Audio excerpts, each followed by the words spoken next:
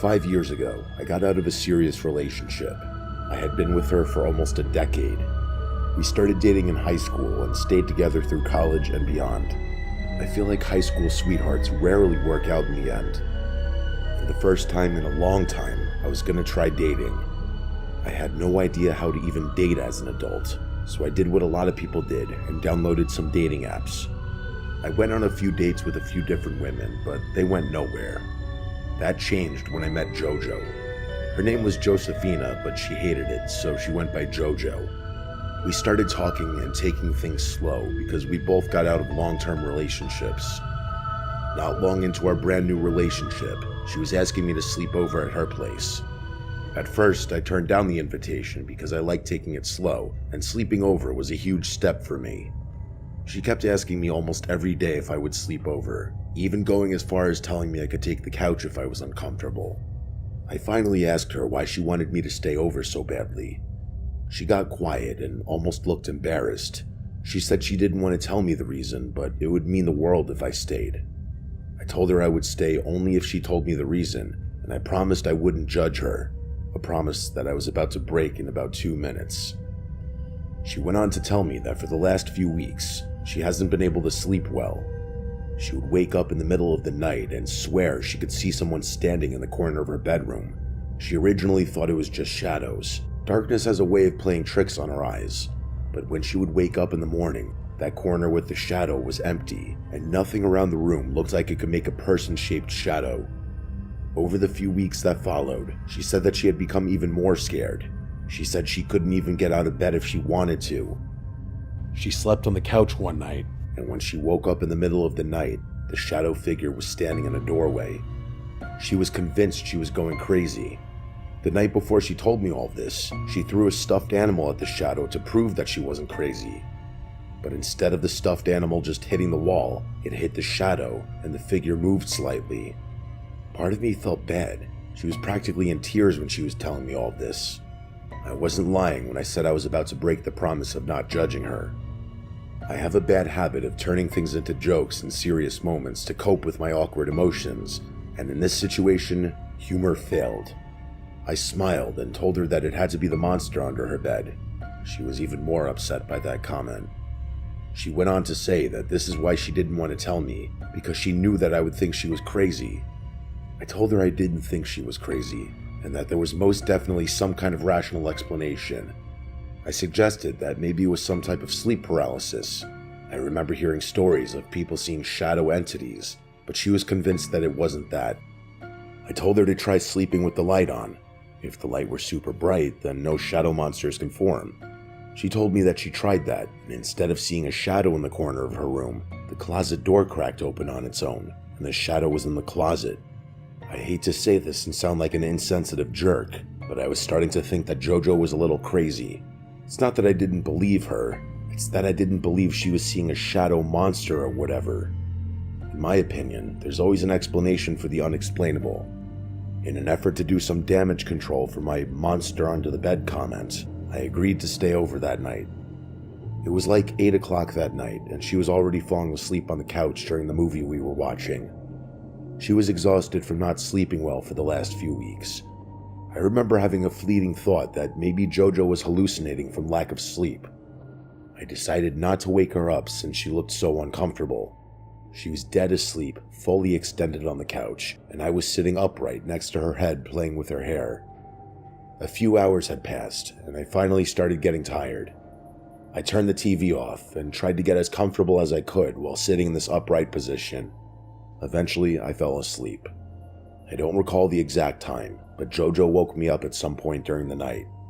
She looked terrified and told me to look in the doorway at the far side of the room. I squinted, and I had to admit, even though it was nearly pitch black, I did see a strange shadow that didn't make a lot of sense. I tried to get up to investigate, but she grabbed my arm and begged me to stay where I was. I started to shout at the shadow, and I felt crazy. It literally felt like I was just yelling at the dark. She was crying and told me that because I could also see the shadow, it must be some kind of entity. She said that part of her was just hoping that she was crazy and seeing things.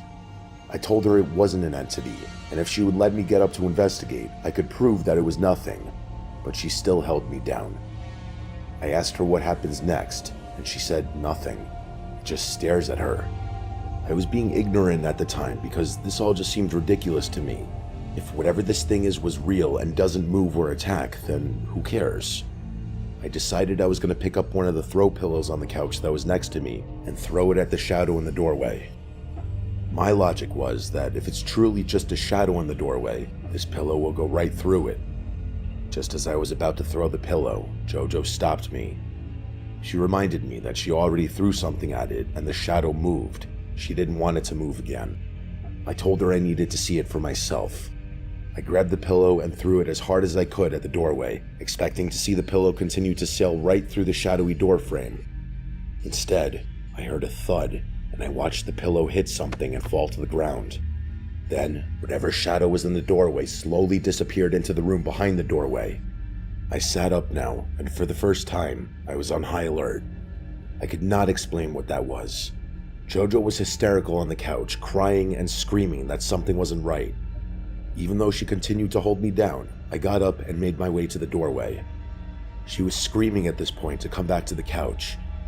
When I got to the doorway, I didn't enter right away because I heard something. It was a whisper coming from the dark room. I tried to hear what it was saying, but I couldn't make out any words, just that it was definitely the sound of a whisper. As I tried to take a step into the dark room, the door closed on my face, causing me to fall back. I heard JoJo scream behind me. I got up and tried to enter the room, but the door was locked. I could hear the sound of things moving and breaking from the other side of the door. It sounded like a whirlwind on the other side. Then it was quiet. I left the door and turned on the light. I went to my bag, which was next to the couch, and grabbed my keys. I had one of those tools on my keychain to pick a lock.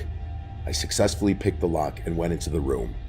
I turned on the light, and the room was a mess. JoJo had used this room for her home office. It had a desk, a computer, a bookcase, and a bunch of books and paperwork. The furniture, all the books and papers were everywhere in this room. It was like a tornado was set loose in there. Two things I noticed right away were that the window in that room was wide open and there was no screen, and most importantly, no shadowy figure anywhere to be seen. I could hear JoJo yelling from the couch, asking if I was okay. I came out and told her that everything's okay and that the room was a mess. I suggested calling the police, and she claimed that it wouldn't do anything. She insisted that it was some paranormal entity. I wasn't sure what it was. I was freaked out in the moment, but now that it was gone, I had calmed down and was trying to find a rational solution. I didn't call the police, and I helped JoJo clean the room. She stayed at my apartment for a few nights after our first eventful sleepover. When we finally went back to her place, I agreed to stay over, and there was no shadow figure. When she finally stayed home alone for the first time, she said she slept through the nights without any encounters. 5 years later, and I'm engaged to JoJo now, and we still mash heads with each other over that night. She's convinced that it was a supernatural entity, and I'm convinced that it isn't. The one thing we do agree on is, whatever it was definitely there. I witnessed it with my own eyes and ears. I often think to myself, what would be scarier, if a shadow monster was in her place, or if a person was just there watching her sleep? Either way, I'm happy it never happened again. At least, not yet.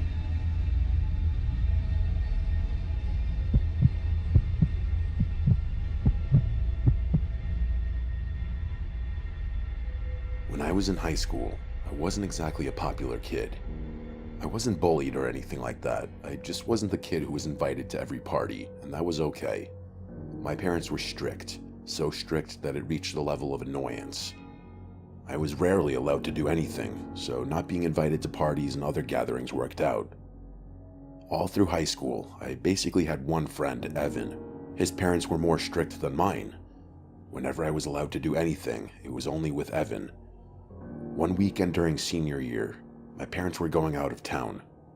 Even though I was 18 at that time, my parents still didn't want me to stay home alone, which seems ridiculous to me, but every parenting style is different. I begged them for weeks leading up to their trip to let me stay at home alone. I told them I would invite Evan to sleep over so I wouldn't be alone, and we'd just stay in and play video games. I realized for some people this would be the perfect setup for the classic cliché high school party. But not for us. I was 100% serious about my plan to just stay in and play PlayStation all weekend. My parents finally agreed, and for the first time in my life, I felt a minor shred of independence. This is where my story is about to take a dark turn. The weekend arrived, and Evan came over as planned. Friday night, we ordered a bunch of pizza and wings and played Kingdom Hearts 2. This was a nostalgic game for both of us. I don't recall the exact time, but it was late, and the doorbell rang. It scared both of us. When you're not expecting the doorbell to ring, especially late into the night, it would scare you as well. We didn't answer it right away. Evan said it might have just been a mistake, and we should probably just ignore it. A few seconds later, the doorbell rang again. He tried to hold me back, but I told him I needed to answer it in case something bad happened to my parents. I walked slowly to the front door. During my slow crawl to the door, the bell rang again. After 3 rings, this wasn't a mistake. Somebody had to be out there. My heart was racing, and I opened the front door, knowing that the screen door was still locked. Once I opened the door completely, I was shocked to find nobody standing there. I looked out the screen window on the door, and from my vantage point, I didn't see anyone walking down the street or off the property. I heard Evan shout from the living room, asking who was there, but I didn't answer right away. I thought about going out front and looking around, but my scared nature got the better of me. I went back and told Evan it had to be a mistake. I told him nobody was out there. Obviously, we were both on edge the rest of the night. That may seem like we were being cowards, but if it happened to you, I bet you would feel a little off also. Neither one of us got a good night's sleep that night. We both went in and out of sleep, and every noise inside and out made us jump. Morning came and we went outside for a while. We sat out there and talked for hours. Eventually, I had forgotten all about the doorbell the night before. That night, we had leftover pizza and continued playing video games. At 1:13 in the morning, my doorbell rang again. This time, I looked at the clock. This was not a coincidence anymore. I felt terrified, but I still got up and approached the door. The doorbell rang again as I forcibly opened the door. This time, behind the screen was an elderly woman. She was a short woman with white hair and wrinkled skin, and she had a long coat on even though it was almost 70 degrees that night. She had one of those scarf things in her hair. I never thought of an old woman as unsettling, but standing on my doorstep at this hour made me think twice about that. Neither one of us said anything for a few seconds. She had a weird smile on her face. Finally, she spoke. She asked if Mr. Walker was home. I paused for a second just because I was still processing everything that was happening. Then I told her that nobody by that name lives here. Her smile slowly faded, and then she sort of made a noise that sounded sympathetic. She smiled big again and said, "Oh yes, that's right. Mr. Walker doesn't live here anymore." I forced a smile and told her to have a good night, but before I could close the door all the way, she spoke up again. She asked if Joe was still around. I told her she had the wrong house and that I would appreciate it if she would leave. She started to laugh. She said that Joe was still inside the house, and I asked her what she meant by that. She continued laughing and told me that she could hear him inside. I said okay and slammed the door. As I walked away, I could still hear her laughing outside. Evan started to question what had happened, and I told him to be ready to call the police, just in case this woman who was clearly insane didn't want to leave. A few minutes later, I looked out the front windows and saw her standing in the middle of the street facing my house. It was dark and kind of hard to see, but I'm pretty sure she was still smiling. We contemplated calling the police, but I didn't know what type of issues that would potentially raise. If this happened to me today, I would have called the police right away, but as a teenager who was pretty sheltered, I just couldn't bring myself to do it. At 3 in the morning, I looked out the window again, and she was still standing in the same spot. For almost 2 hours she stood out there. I decided at that point that I had enough. I was going to yell through the screen door to go away, or I was going to call the cops. As I opened the door, I didn't have time to shout at her, because she started to sprint at my front door at a shocking speed.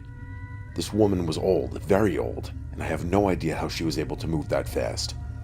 I can't even begin to describe how terrifying it is to see someone that old move that fast.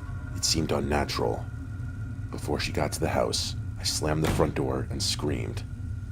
Evan came over to the front door to see what was going on. Before I could even explain, I saw Evan standing there like a statue. He stuttered, but eventually got the words out of his mouth. He said, "The window." I looked back at the window next to the front door, and looking through the glass window was the old woman smiling.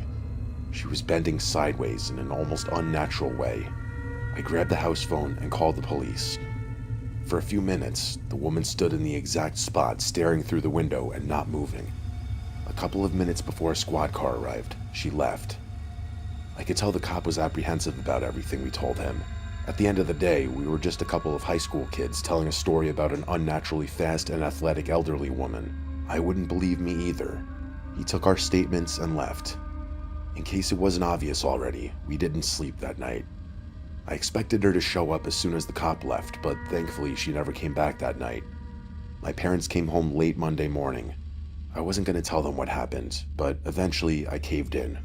I didn't like lying to my parents, and not telling them that I called the police made me feel like I was keeping something big from them. I told them everything. I told them about the doorbell on Friday night, and then the old lady at the door on Saturday night. As I told them the story, both of my parents looked sick, but not for the reason I thought. They didn't seem to be concerned about the old woman terrorizing us from the street. They were more afraid of what she said when she initially showed up, when she asked about Mr. Walker and Joe. I had just assumed that these were just random people that this old crazy woman mentioned, but as it turned out, it was much darker. She asked if Joe was still around, and then claimed he was still inside. Well, my parents decided to finally tell me that when they bought the house when I was 5 years old, they got a great deal on it because a man murdered his wife and then himself. His name was Joe. I couldn't believe what I was hearing.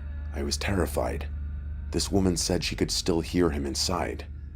I tried to calm myself down by telling myself that this woman must have known this man when he lived there.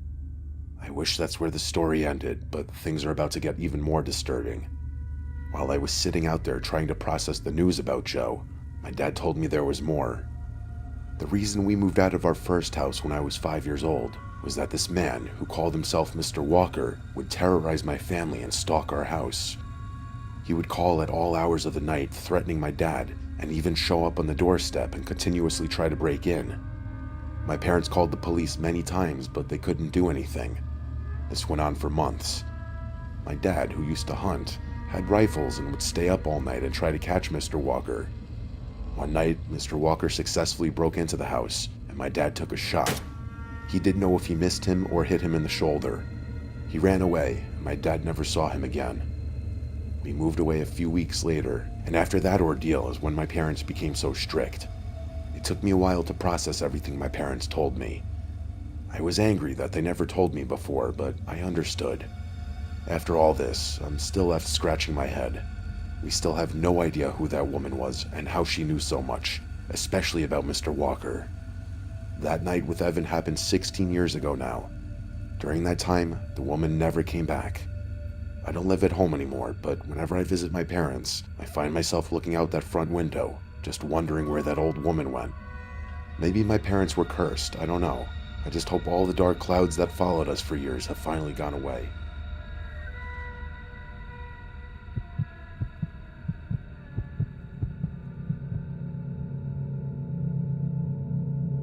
This isn't your typical scary story that you hear every day.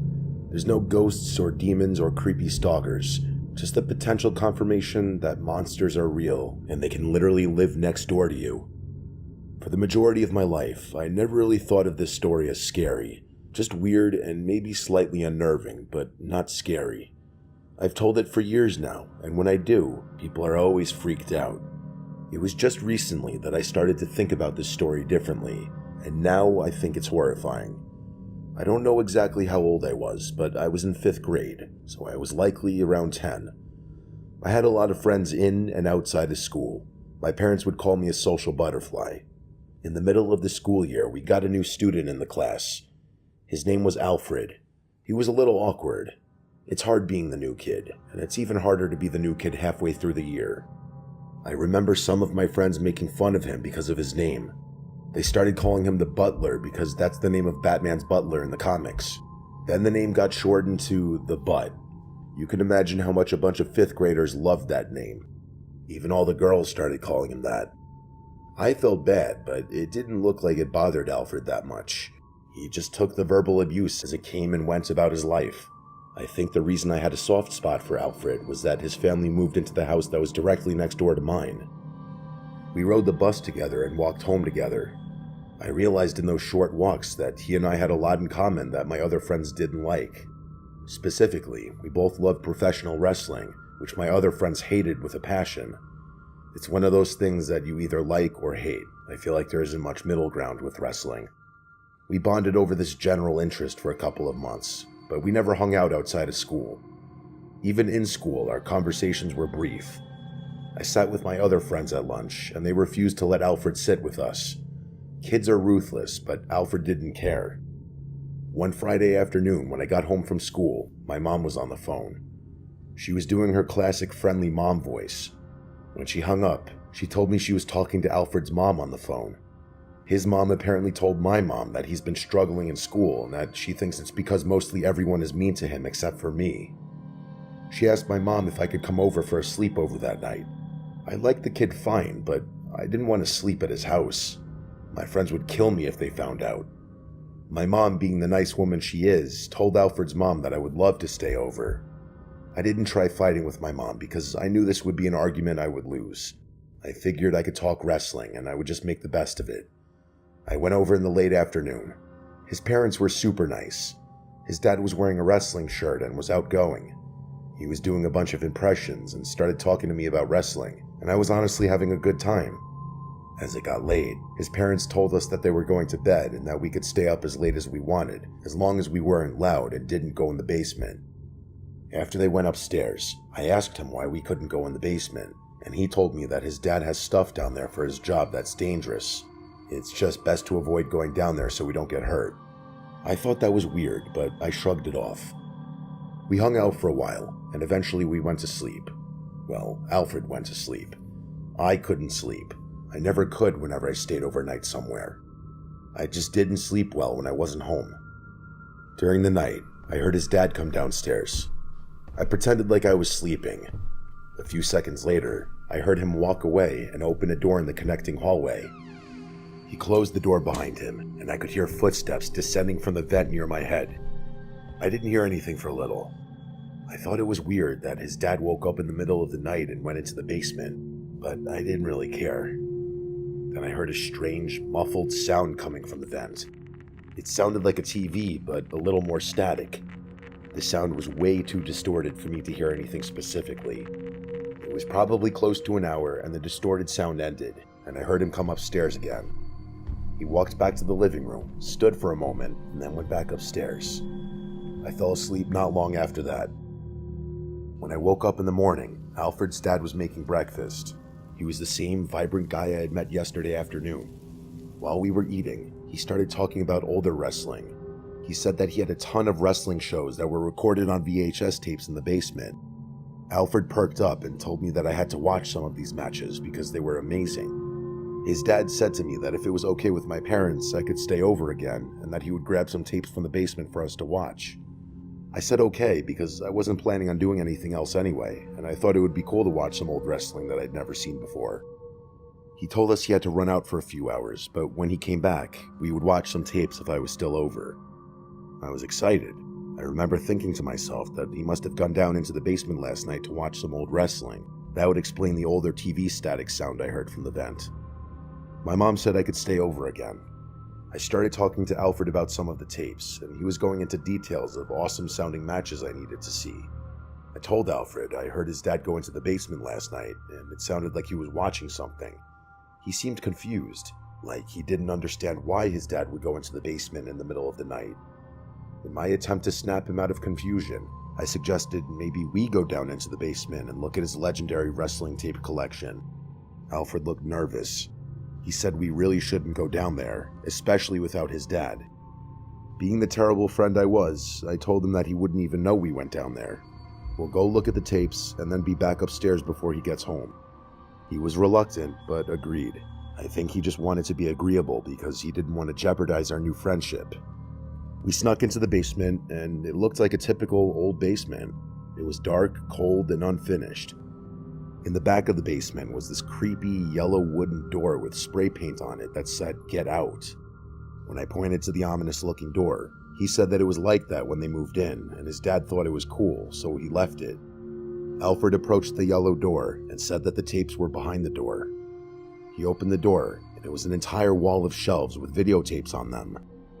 The opposite side of the shelves next to the door was an older TV with a VCR. This must be where he was watching the tapes last night. I started looking at the videotapes, and every one of them was labeled with a piece of tape that listed the wrestling event and year. Alfred told me his dad calls himself a tape trader, which is exactly as it sounds.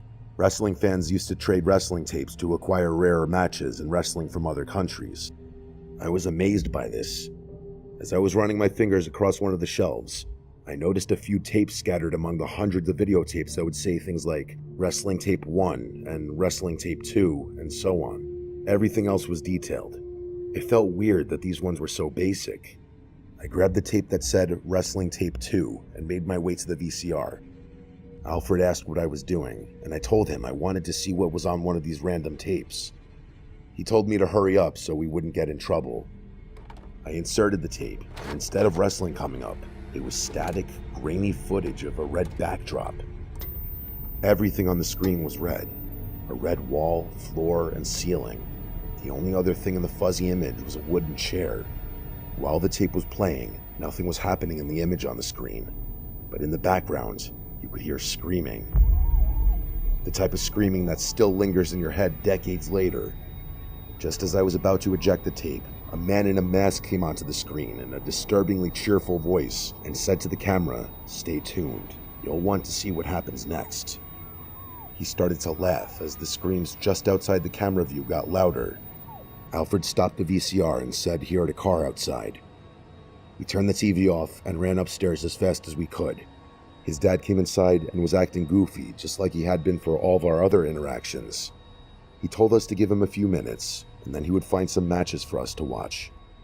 His dad went downstairs, and when he did, I remembered that I forgot to eject the tape and put it back. I didn't say anything to Alfred. An hour later, his dad came upstairs, and he looked angry. He wasn't acting silly and outgoing anymore. He came to the living room and told me that I needed to go home, then walked away. Alfred tried asking him why I needed to leave, but I just left. I felt so uncomfortable that I didn't want to stay any longer in that house. That next Monday, Alfred wasn't in school. When I got home, I went over to his house to see if he was okay. He answered the door, and he looked like he was crying. He said his family was moving immediately because his dad got a new job. I asked if he was okay since he looked like he was crying, and after a strangely long pause, he mumbled he was okay. His dad emerged from one of the rooms behind him, and Alfred just said he needed to go and shut the door on me. I thought it was weird that he was just moving abruptly, but I went about my life as normal. I started to enjoy hanging out with him, but at the end of the day, he wasn't one of my best friends. Literally the next day, he was gone. Our teacher made an announcement at school that he wasn't coming back, and of course, nobody cared.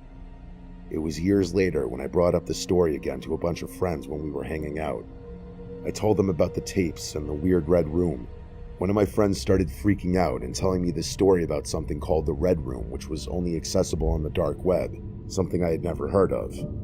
I told them that this was way before the internet had videos because it was on VHS tape, and my friend suggested that maybe this was some kind of early form of what the Red Room would become. I dismissed the theory because it seemed way too ridiculous. As the years passed and I continued telling the story, more and more people started to agree with the Red Room theory. One time, we even tried looking up Alfred on social media, and he doesn't exist. It's like his family was here and then vanished. I still don't know if I believe I saw something that twisted and dark, but the more I read about this stuff, the more it makes sense. As an adult, if I think about this story too much, I start to lose sleep. I sincerely hope that whatever this tape was, it was just a fabricated home movie of some kind. Because if it was real, and it was an early form of the Red Room, just knowing that I was that close to a monster like that will keep me awake for years to come.